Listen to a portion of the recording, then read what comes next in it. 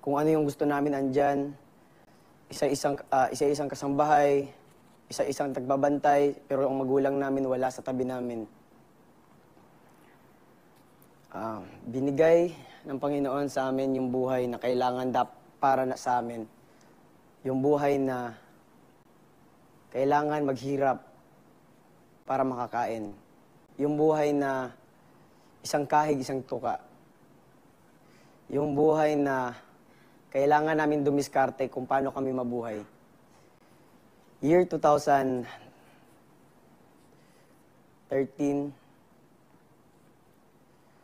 si Papa naging driver ng tricycle. Apat kami magkakapatid. Yung 5 binubuhay ni Papa, kasama na si Mama. Si Papa, ang pinikita lang ni Papa sa pagta-tricycle is, minsan umabot ng 100 sa isang araw. Kailangan niya pang pakain sa amin.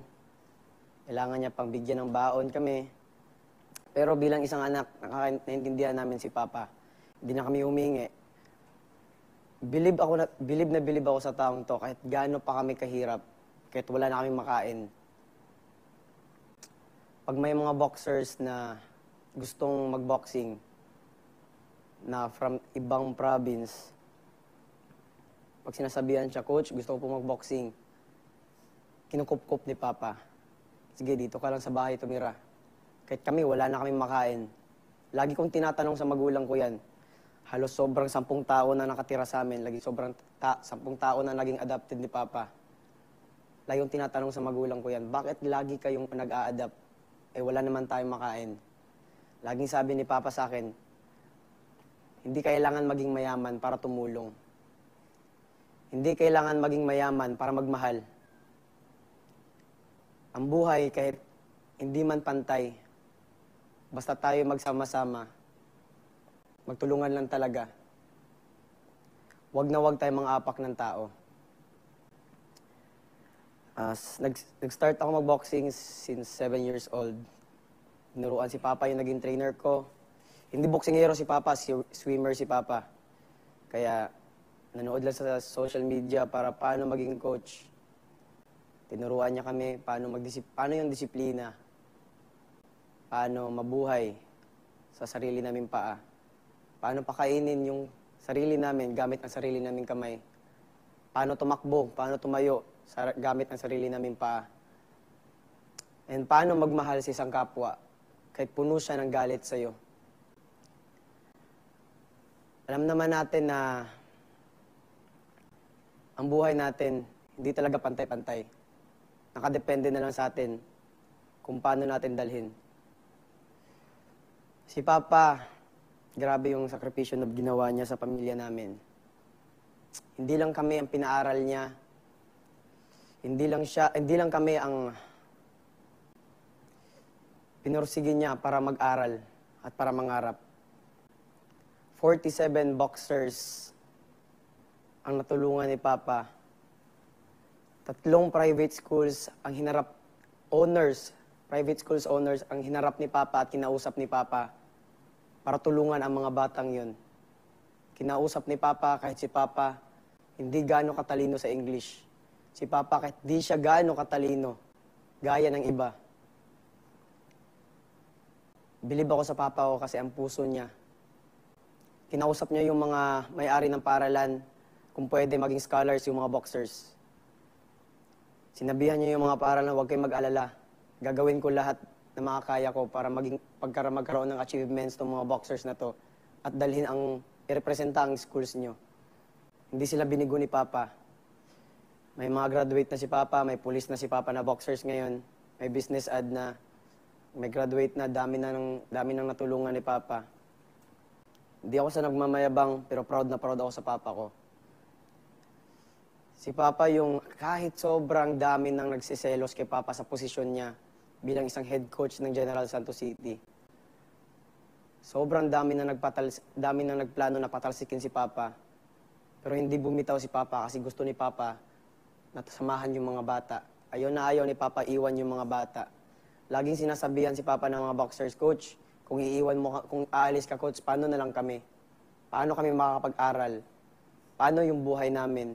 Paano yung pangarap namin? Paano yung sinabi mo sa amin, Coach, na gusto mo, Coach, na maging mayaman kami. Gusto mo, Coach, na tulungan yung magulang namin.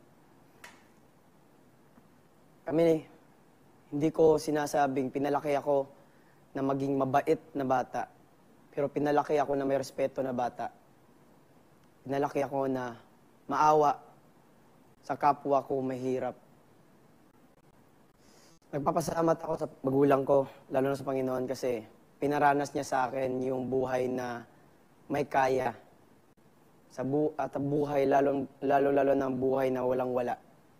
Kasi nakita ko talaga sa papa ko, kahit meron man kami wala, sobrang masayahin ni Papa. Napakamasayahin niya. Nalulungkot ako kasi sa 12 years namin sa boxing, naiwan ko si Papa. Mahirap para sa akin yun. Naiwan yung Papa ko sa ere.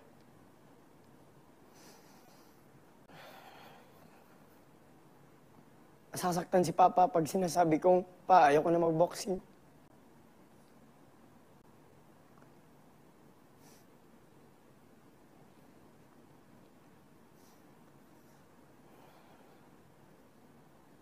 Year 2015, 2017, gusto ko na talagang huminto. Pero nakita ko yung magulang ko naghihirap pa. Nakita ko yung magulang ko na hindi pa alam kung paano kami buhayin. Kung bigla akong susuko, lahat kami mamamatay sa gutom. Tinuruan ako ni Papa na huwag agad sumuko sa isang pangarap hanggat wala ka pang naaabot. Hindi ko sinasabing ang layo na nang naabot ko. Sinasabi ko na kahit papano, may mapatunayan ka sa sarili mo. Lagi kong sinasabi, wala akong pake kung ma-impress ko yung ibang tao. Ang sa akin lang, ma-impress ko yung sarili ko. Sabi ni Papa sa akin, kung kaya ko, kung gusto kong yumaman, dapat magkaroon ako ng maraming kaibigan.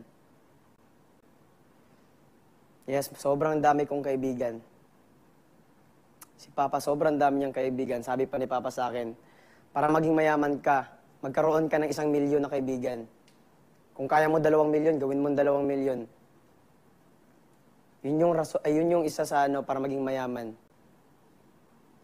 Tapos hingian mo tagpipiso isa't isa. May 2 milyon ka na. Hindi, joke lang. Pero, basta, yun yung laging sinasabi ni Papa sa akin, maging masaya. Kahit anong problema pang pinagdadaanan namin. Nag-achieve ko yung mga pangarap ko. Nagkaroon kami ng medals international. Nagka-abroad kami sa sarili namin pawis. Napaaral namin ang sarili namin simula grade 4.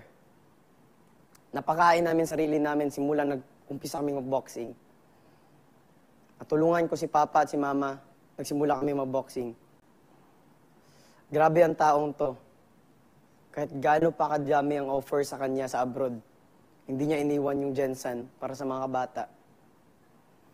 Kahit yung abroad na yun, is kayang-kaya kaming buhayin. Kayang-kaya maging kampante yung buhay namin. Pero hindi niya ginawa. Dahil hindi lang kami ang pamilya niya. Hindi lang kami ang inisip niya. Kasi maraming kabataan na kailangan siya. Proud na proud ako sa Papa ko kasi may boxing gym kami dati na tinitreiningan, kaso dinimolish ng isang kapitan. May sarili kaming lupa, kaso nasa bukid.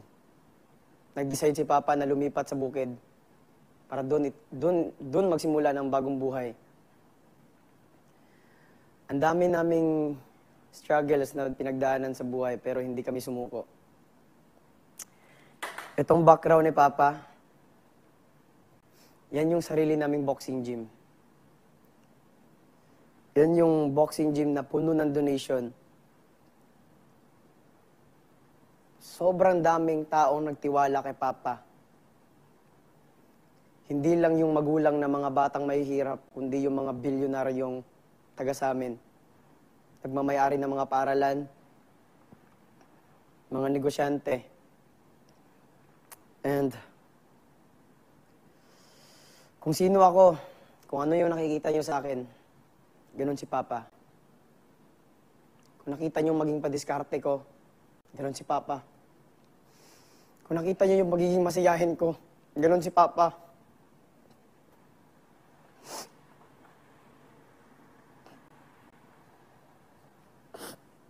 Kung mahal na mahal ko yung mga kaibigan ko, ganun si Papa. Kahit punong-puno na si Papa ng hate, kahit punong-puno na si Papa ng backstab, kahit punong-puno na si Papa ng panglalait sa mga kapwa, hindi nagpadala si Papa. Hindi pinangarap ni Papa maging pinakamagaling na coach. Hindi pinangarap ni Papa maging pinakamagaling na tatay sa buong mundo. Ang pinangarap niya lang ay makatulong sa mahirap, makatulong sa mga bata.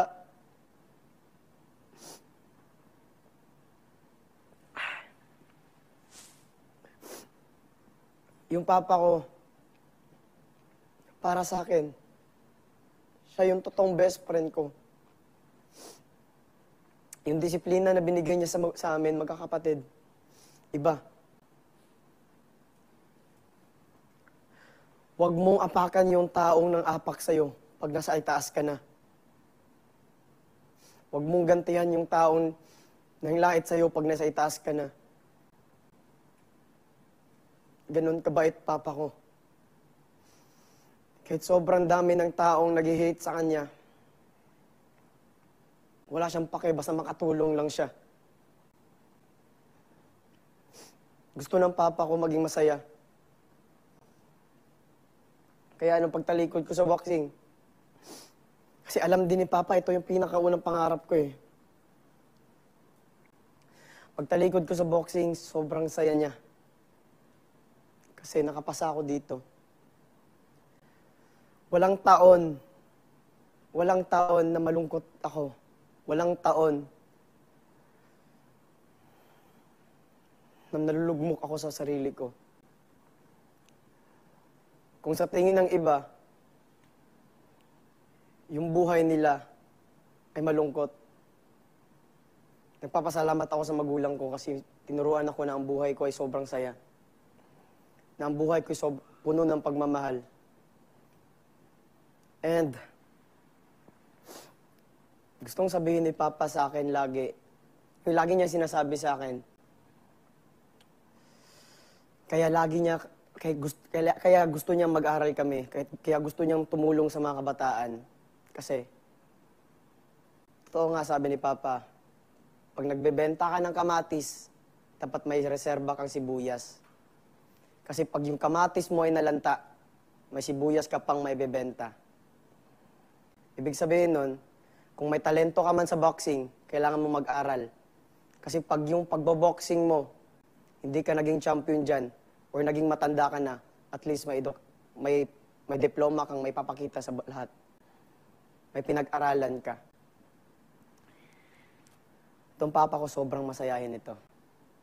Kaya, sana, kahit papano, na-inspire ko yung mga nanonood, lalo na kayo mga kaibigan ko, sa kwento ng buhay ko, at lalong-lalo na sa taong to. Sobrang mahal siya ng Panginoon. Yun lang po, Kuya. Salamat po.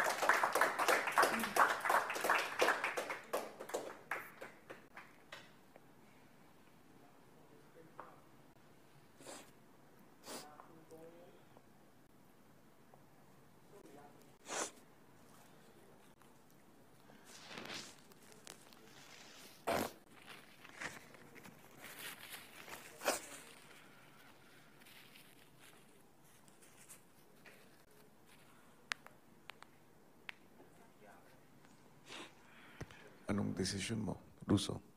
Ang susunod po, Kuya, si Chico. Housemates, huwag niyo na akong antayin. CR.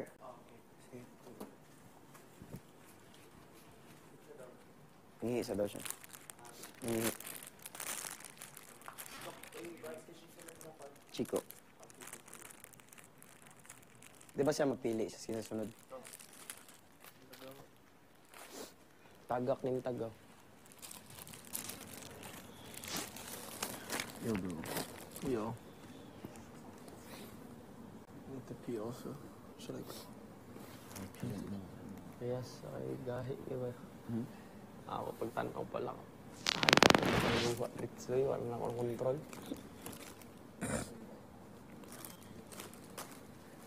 I hope we can keep the Nadakos ako emosyon. I hope we can keep the shirts after. Yeah.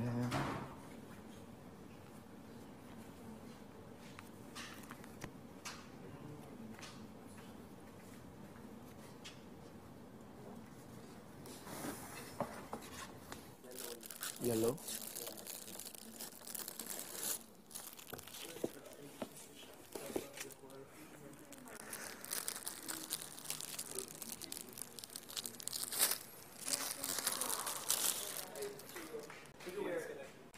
Oh. Ah?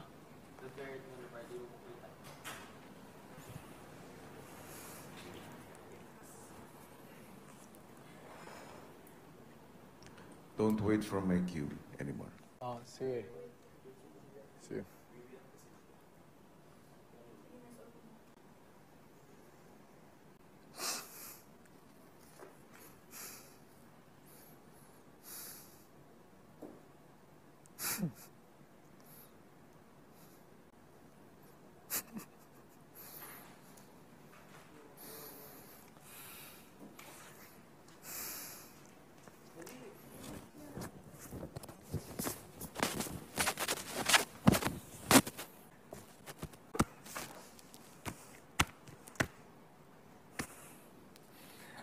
So everybody, this is my dad.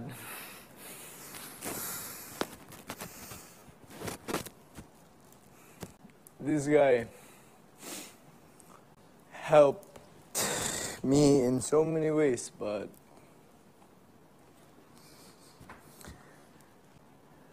my dad loves not just me, but many people. Even though na yung mga neighbors lang niya, he would help them. The neighbors na you were yung need ng money, he would help them. I wasn't parang like this right now because growing up, he wasn't really there. I didn't understand that. Up until recently lang. So nobody guided me. My mom was busy as well. We had a good life, I think, when I was up until grade 4, but I didn't really know. It went down. The construction went down, so parang it was hard. But I didn't know because he didn't tell us naman din. Pero the most important thing is there was food sa table. I was fed. So, kahit from may magatid sa akin, grade 1 to 4, it just changed. Nagsisikad ako agad. On the day, parang, may sikad. Hintay ka ng sikad. Sikad yung, hindi yung tricycle, yung parang may out na magtikad. So, confused ako, but I was like, okay lang, I don't mind. When I graduated, grade 6, I was happy. And then, first year high school. I got into this school, na maganda talaga. And then, I was confused. Because in Dipolog, I get to eat so much. So much food. But in Cebu, sometimes there's no food. But there's rice. So, first year high school, I was like, oh, bakit? Like, parang, it's just rice there.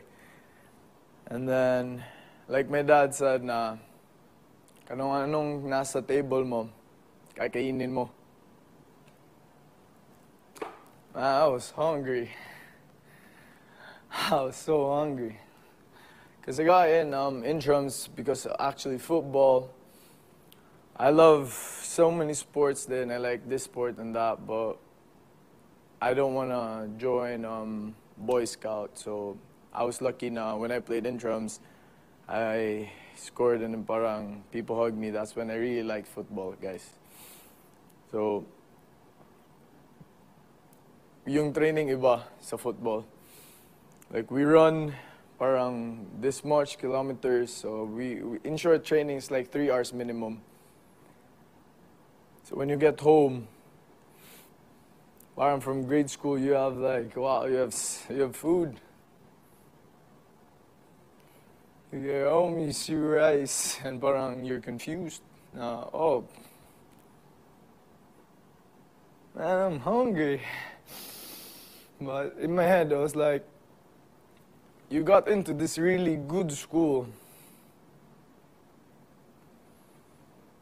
So, sometimes it's, diba, it's mahirap na parang walang taste minsan. So that's when I start putting toyo. I don't know how to cook. I was first year. That's when I put toyo. Man, it tastes so good. Isipin mo na lang, totoo talaga yung sinabi, isipin mo na lang na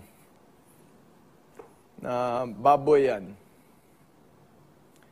And then, minsan may food, pero walang laman. Parang like ground beef lang. Ground beef lang, walang laman. So, parang tasteless pa rin. So, I put ketchup. So, minsan walang ketchup, walang bola-bola. That's when I talk to my sister. I knock and I tell her na gutom. Still feel it. Gutom. And she just gives me this genuine smile na parang walang problema. She tells me, Chico, let's sleep it out.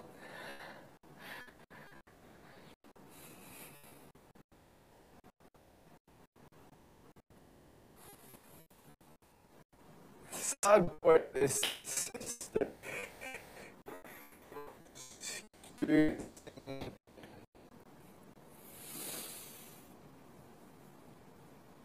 But there's still rice, so minsan, fast forward time to time, minsan I pretend na I'm full, I pretend na I ate, sa bahay ng kaibigan ko, I ate. So, she can eat kasi maliit lang yung bola-bola. I ate, wala kang malakas, so I take a bath. She's done, she goes down. I go up, and I eat the same food for almost at least 3-4 times a week. And then one of my katulong, my boy, sabi niya, lagyan mo ng oil. Masarap yan. So, inigyan ko ng oil, ketchup, toyo, all together. Sipin ko, baboy yan. Sipin ko, chicken yan. It's all mentality lang eh. Because the most important thing, I never blame my dad or my mom. Kasi wala sila dyan. But, I have school. It's a really good school. And I'm happy. Minsan, in school, because I don't have much allowance.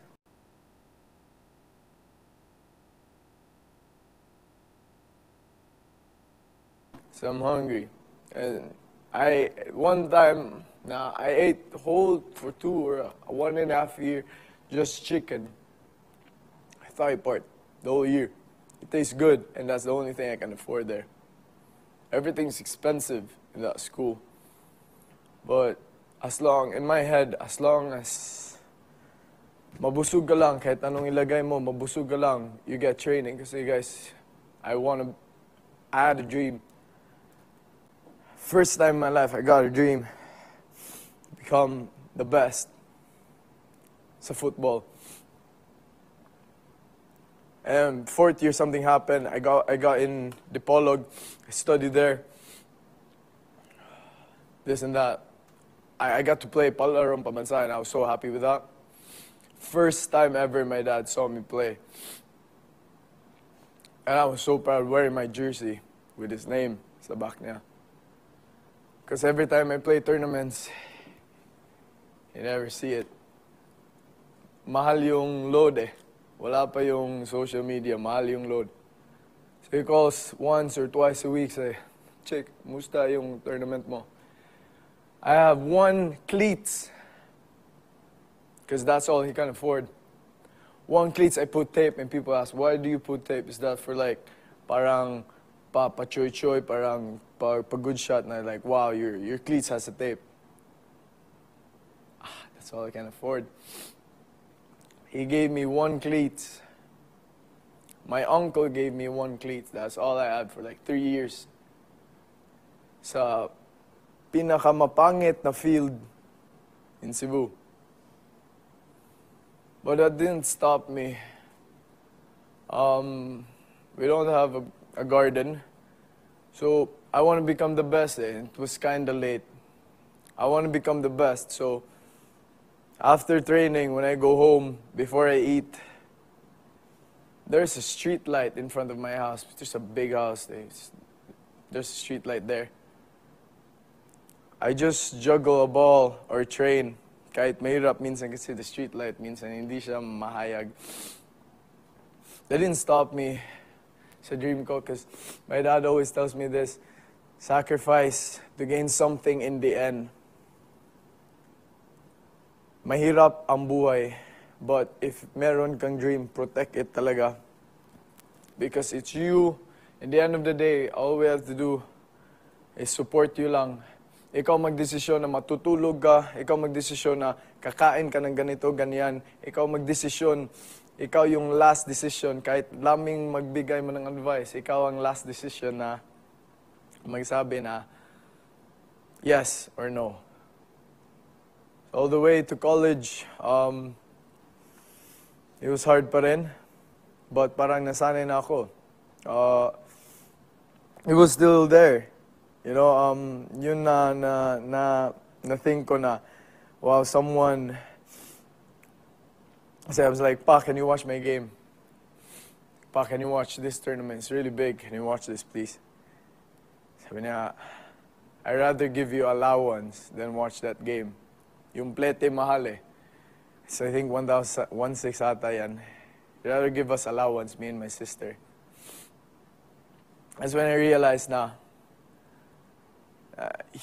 he loves me so much kahit wala siya doon. Kasi, I know he loves me so much kasi he calls almost every day kahit mahirap yung load. He tells me na, I mean, he don't want to see his son play kahit he wants to, as long as he can give them allowance.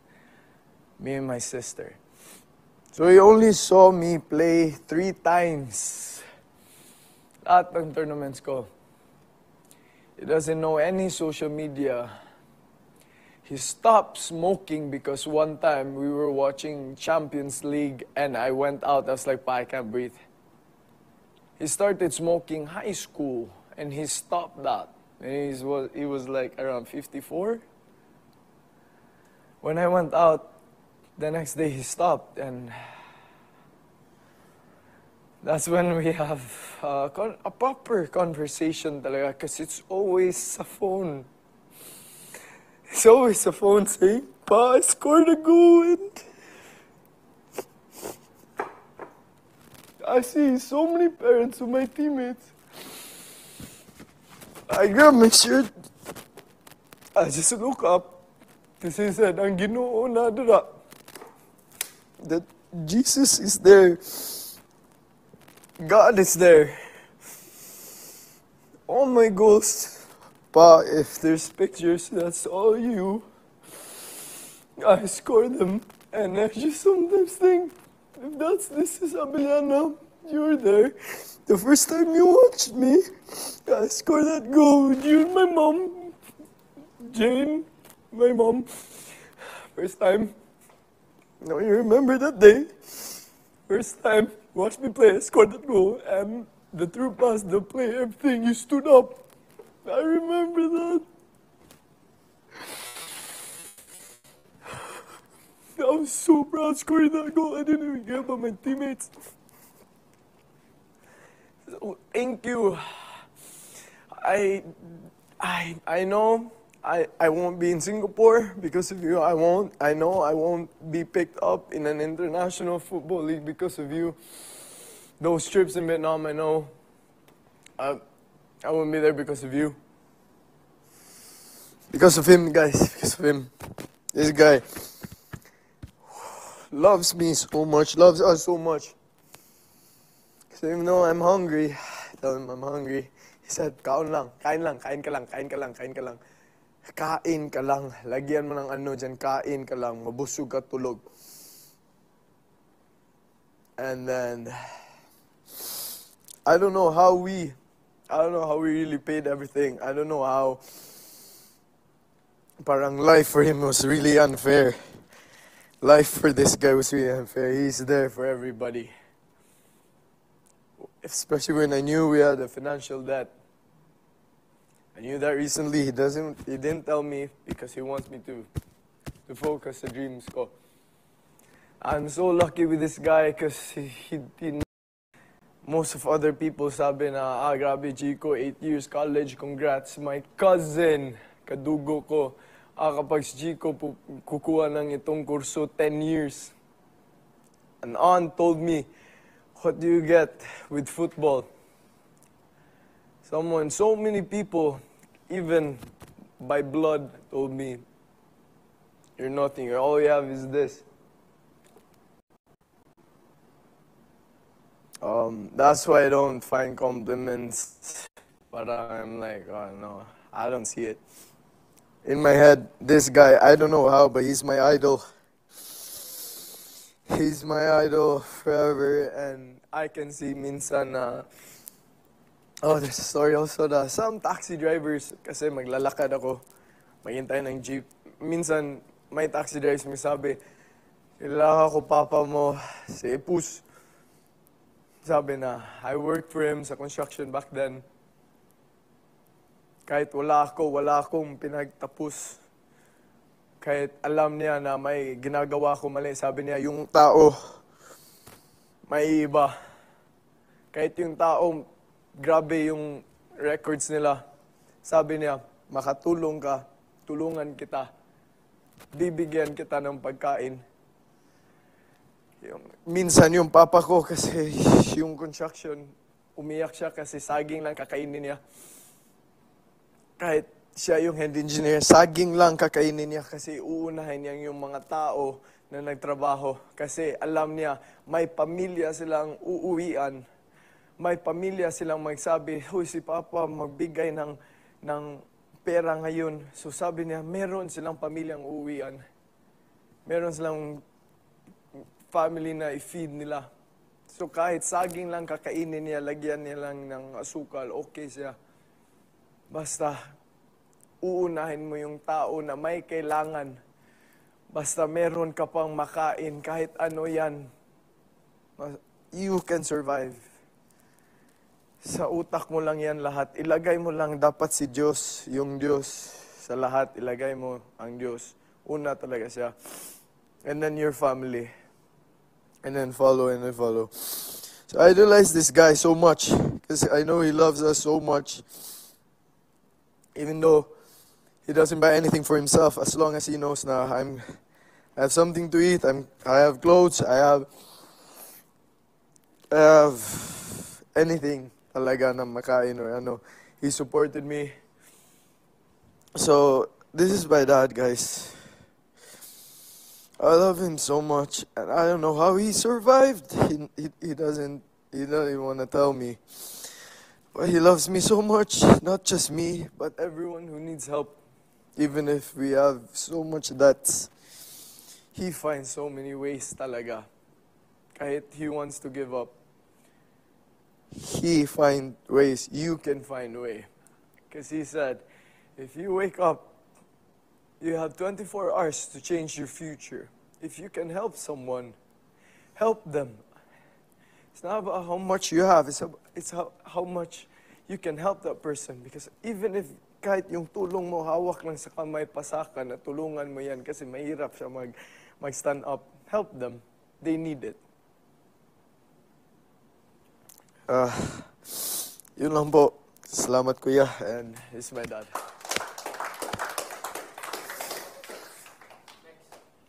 Next po ay si Kobe.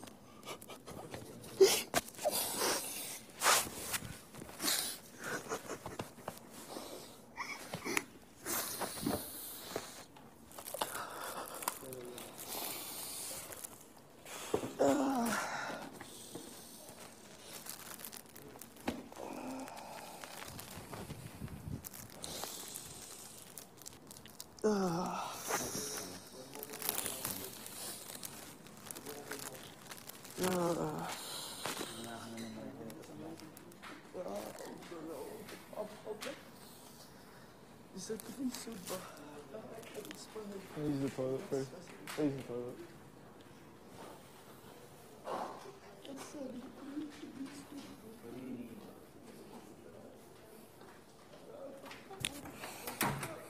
I was like making tea on myself because I really don't smoke that. Go out with it.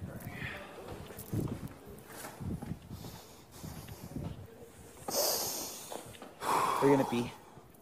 Okay. Okay. I was like, Akala ko si JR. ako ang giring. Nung tumayo ako, bigla siya tumakbo.